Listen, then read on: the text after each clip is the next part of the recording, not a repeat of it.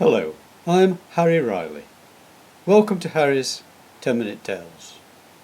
This is called The Tale of Edgewick Abbey by Harry Riley. This is fiction, and resemblance to anyone, living or dead, is coincidental. Here, you there. Excuse me. Yes, you in the field? Who, me, sir? Yes, you. I see no one else. Are you from the village? You look like a local man. Why, you have me to rights there, sir. I'm Graham Raper. Old Graham, they calls me. Born and bred in these parts, I am. In that case, can you tell me if I'm on the right road to Edgewick Abbey? Aye, that you are, sir. About 2 miles on and down the valley. This road goes nowhere else, but... Here the man who seemed to be a simple farm labourer stopped and rubbed his sweating brow, as though deeply puzzled. But why would you go there, sir? Nobody ever goes there. Some say 'tis haunted. And anyways, 'tis covered in mist 9/10 of the year. But I'm right, Graham, aren't I? The ruin is still there. The old fellow seemed delighted to have his name spoken by a complete stranger.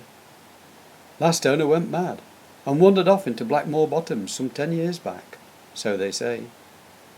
But as village folk, well, we have our own ideas what drove him away. At this point I left my car, crossed the country lane, and stood ready to shake hands as he came to the gateway. Here, let me introduce myself, Graham. I'm John Barrett, amateur historian, and looking for somewhere to stay. Can you tell me where I might get a decent bed for a night or two? The man was clearly unused to such strenuous questioning, and seemed to have been hard at work in the fields all day. He hefted the heavy scythe onto the field gate, idly picking off the yellow grain stalks, still clinging to the blade as he spoke, and took a little while answering. Oh, well, you could try the Bull and Badger in the village, sir. The landlady, Martha Wimborne, takes in the occasional traveller, and keeps a nice pint. She'll no bleed you dry. I thanked him profusely for his assistance, and asked him to enlighten me about Edgewick Abbey. Nothing beats local knowledge. He tilted his shaggy head sideways, and a sly look came into his shifty eyes as he spoke. Well, you see, sir, Abbey was set to ruin by Cromwell's men, and the prioress and nuns were defiled and killed. Abbey destroyed, and whole village fired to ashes. Prioress was said to curse Roundheads with a dying breath, and said land could go to the devil from now on. She's been seen many a night wandering among the ruins, calling the nuns to prayer. She had a favourite, Sister Alicia, and she also walks the night on a full moon. This was meaty stuff, and I eagerly inquired if she was known to be a local girl. Why, sir, she were that, the apothecary's daughter, and a comely wench, they say. Soldiers had a gay time with her, and she were drowned as a witch through her little herbs and potions. Again I thanked him, crossing his palm with silver, and took the crossroads turning for the village.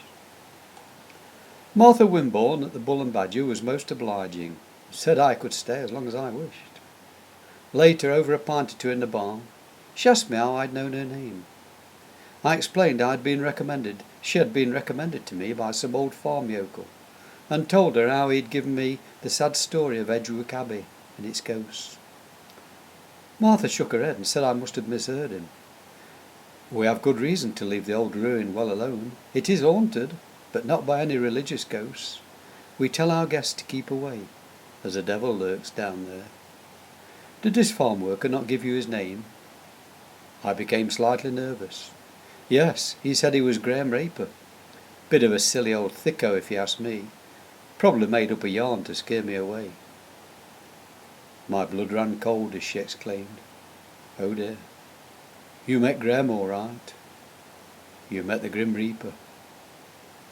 I didn't get much sleep that night, and next day packed my bags in a mad panic and left, almost forgetting to pay the bill.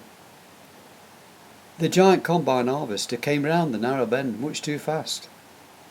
Didn't see it until it was too late. End.